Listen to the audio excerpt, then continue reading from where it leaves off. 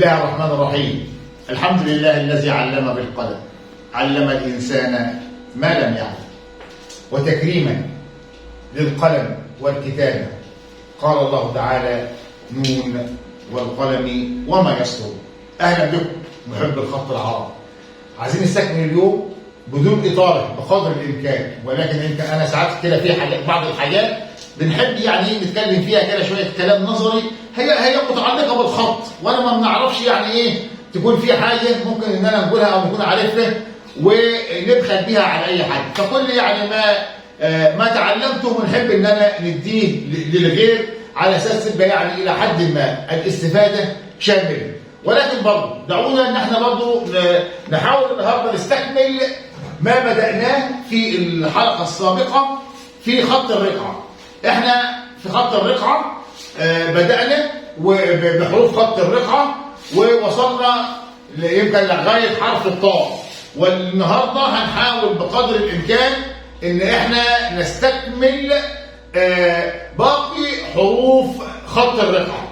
إحنا قلنا إن خط الرقعة من الخطوط اللي هي ذات أهمية، بيمتاز بقصر حروفه، كسرة زواياه. في بعض الحروف بتبقى مطموسة زي رأس العين، رأس الغين، رأس الميم وهكذا. على فكرة خط الرقعة اللي اخترع هذا الخط هو الخطاط يوسف باشا، واللي وضع القواعد بتاعة خط الرقعة هو الأستاذ ممتاز بيه. عايزين برضه ما نتكلمش كتير إلى حد ما، ونحاول بقدر الإمكان إن احنا نشتغل عملي مباشرة على السبورة. كالعادة احنا هنبدأ نجيب الأسك بتاعنا، بنحاول برضه بقدر المستطاع إن احنا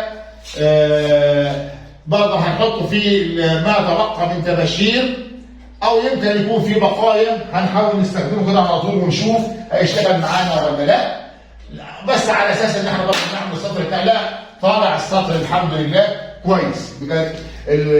الاستك اساسا كان فيه بقايا تباشير، فعمل لنا الخط بتاعنا او بمعنى صح السطر بتاعنا.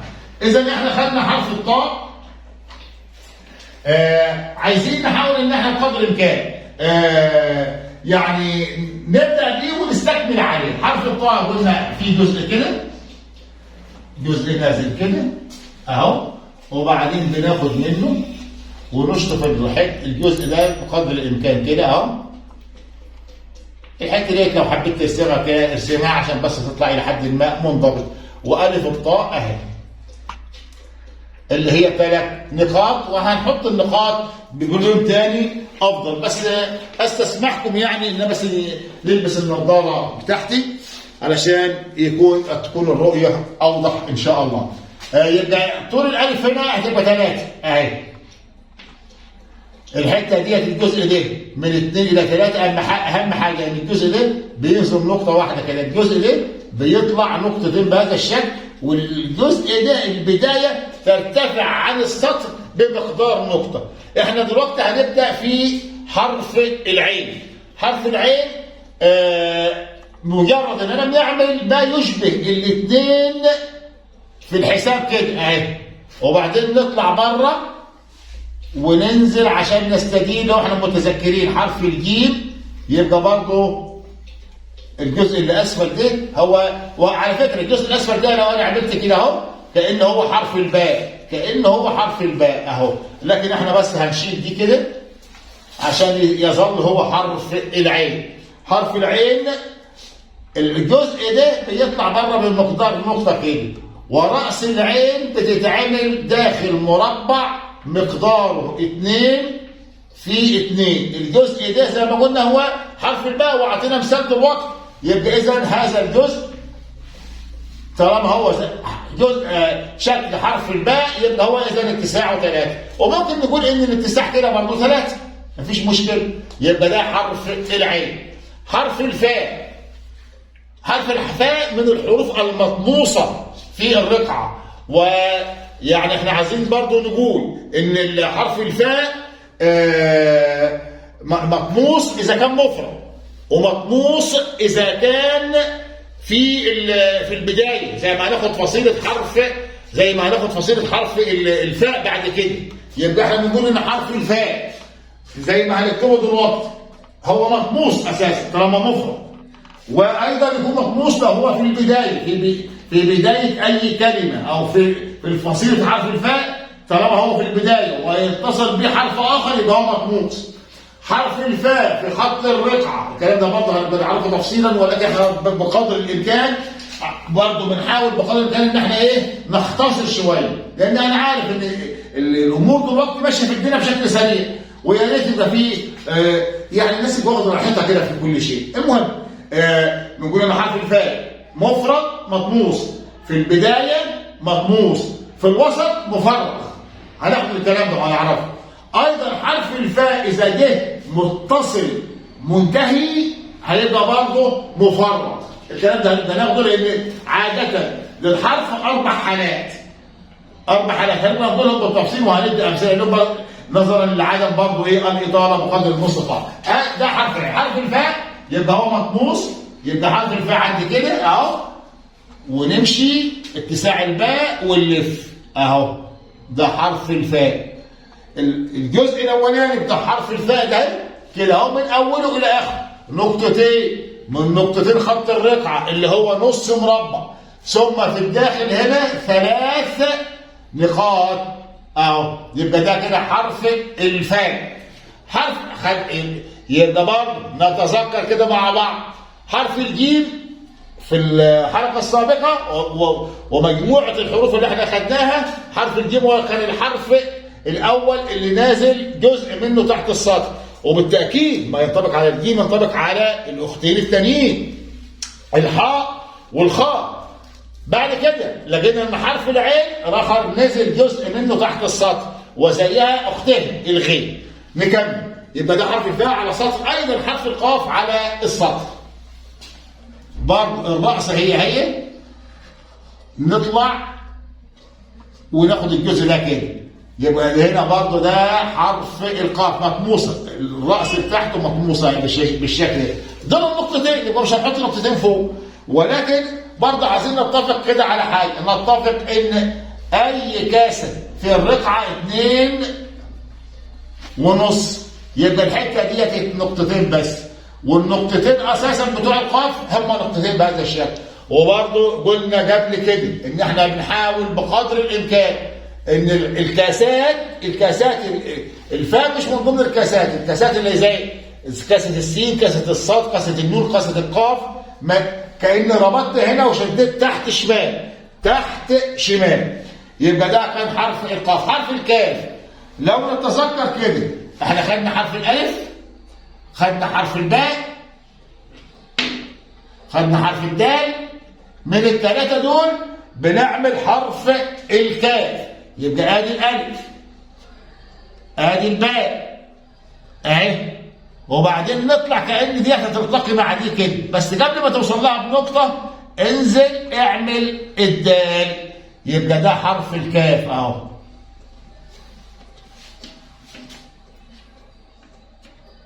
نبين دي كده شوية عشان يبقى باينة، يبقى دي كأنها بس قبل ما توصل لها تقريبا بنقطة نحاول ان احنا نفصل، يبقى هنا المسافة نقطة تقريبا اهي، وديت كسر، يبقى هي 3 1 2 3، يبقى ألف مقداره 3 لغاية هنا، وبعدين دي تاخد نقطة كمان عشان التخانق، وبعدين 3 وحرف الدال نحطه جواه كده متصل بيه مباشرة اهو، يبقى ده حرف الكاف. حرف اللام مش من حروف كلمة جمعة، يبقى إذا اللام مش هتنزل اهي، دي كده ألف 3 وبعدين ننزل بالكاسة بتاعت كده، ده حرف اللام، يبقى دي 3 ديت 2 كده، هنا 2 وكاسة تبقى 2.5، ده حرف اللام. حرف النون دي كده حوالي 1.5 نقطة، وبعدين بنحاول ان انا نلف عشان نعمل الكاسه بتاعتي ونطلع كده، طلعت كده النقطه لو انا حطيت النقطه فيها كده اهو، يبقى وانا بنلف النقطه دي هنا اهو كده اهو، خلينا بنقول تاني اهي، الجزء ده يوازي الجزء ده 2.5 اهو. تمام. الجزء ده كده 1.5 خلاص. والاتساع قلنا هو 2.5. ده حرف النون. ولكن انا عندي حرف نون بيتعامل كده، والنقطة بتاعته هي دي. يبقى ده شكل تاني من اشكال حرف النون. الاتساع بيضيق شوية، ممكن يبقى 2 وديت برضه كده 2. شكل تاني من اشكال حرف النون. حرف الميم مطموس، البداية بتاعته نقطة، امشي 2 انزل 3 خش لجوه شوية كده اهو. ده حرف الميم. يبقى حرف الميم الجزء ده كده 2.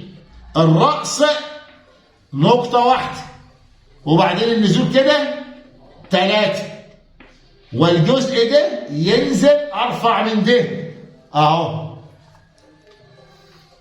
كده.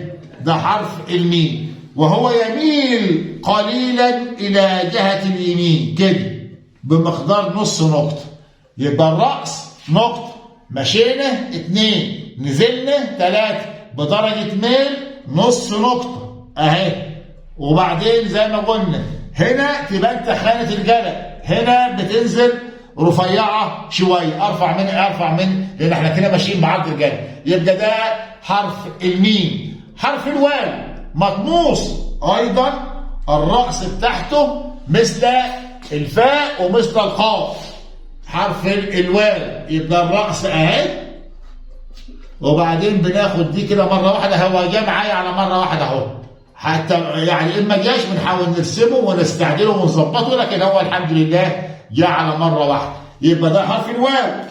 الرأس برضه كده نقطتين أو نقطة ونص، يعني ما فيش مشكلة. أما الجزء التحتاني ده مقداره كده نقطتين. ده حرف الواو. ده الرأس مطموسة. بعد حرف الواو هيجينا حرف الهاء. حرف الهاء بهذا الشكل اهو، وبعدين كانها 5، رقم 5 اهو. وخلي بالك برضو الاتجاه العام بتاعه بيبقى كده، الاتجاه كده خلاص. ممكن برضو بنقول انها داخل مربع، ممكن يعني يكون مقداره نقطتين في نقطتين. ده حرف الهاء. لو انت حطيت لها النقطتين بتوعها اللي هم الشرطه كده بتبقى تاء مربوطه، مع ملاحظه يجوز ان انا احط النقطتين بتوعي بهذا الشكل، بس كل واحده منهم نص مربع كده يجوز يعني. لكن احنا برضه بنحاول نبسط الامور وبنقول ان النقطتين خليهم شرط. ده حرف الهاء. احنا بس عايزين نحط بالمره حرف الهاء اللي في بدايه الكلمه. برضه ببساطه كده انا عندي حرف الف، وعندي الثلاث نقط بتوع حرف الثاء، وعندي الفاء الوسطيه. خلي دول كلهم مع بعض. ادي الفاء الوسطيه اهي هنا، وادي الثلاث نقط عطونا على طول حرف الهاء اللي في بدايه الكلمه. بس البدايه منين والانتهاء فين؟ بنبدا من هنا، كاني بنبدا بالثلاث نقط. نزلت حرف في الالف، مشيت لفيت عملت الفاء الوسطيه، خدت منها ومشيت اهي. ده حرف الهاء اللي هو مبتدئ متصل، اللي هنوصل فيه اي حرف بعد كده. وديك برضه هناخدها في فصيله حرف الهاء لما نوصل له ان شاء الله. لكن الطول كده خلاص هيبقى 3 بهذا الشكل. ده كده معروف. ده حرف الهاء اللي في بدايه الكلام. حرف اللام الف، يبقى بس عايزين نشيل ده كده عشان ملوش لازمه، ودول رخرين، واحنا خلاص عرفنا بقى ايه كان المقصود او الدلاله بتاعتهم يعني. حرف اللام الف. الالف بتاعت اللام الف مقدارها نقطتين بس، نقطتين 2 اهي كده صغيره كده، وبعدين بناخد منها عشان نمشي كده 4 كده، وبعدين بنحط الالف بتاعتي في النص كده اهي.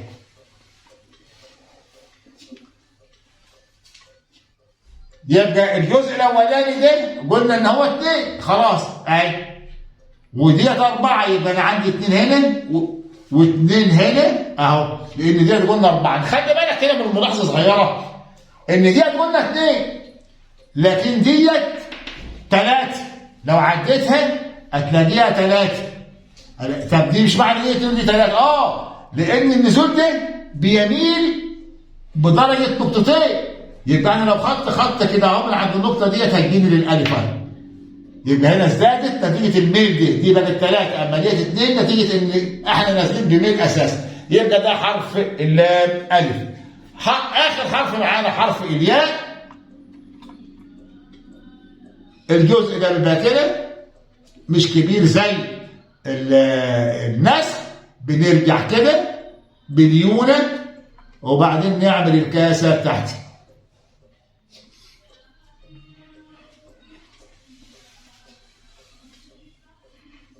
ده حرف الياء اللي هو بما انه كاسه يبقى الاتساع بتاعه 2.5. الحته ديت ممكن تقول عليها كده انها نقطتين. انتهينا من حروف خط الرقعه بالمقاييس بتاعتها. دلوقتي احنا عايزين نعمل بقى، احنا خدنا حروف خط نسخ على فكره كاجمالي اللي هي بسن التباشيره للي عايز يكتب بالقلم الرصاص او يكتب بالقلم الجاف.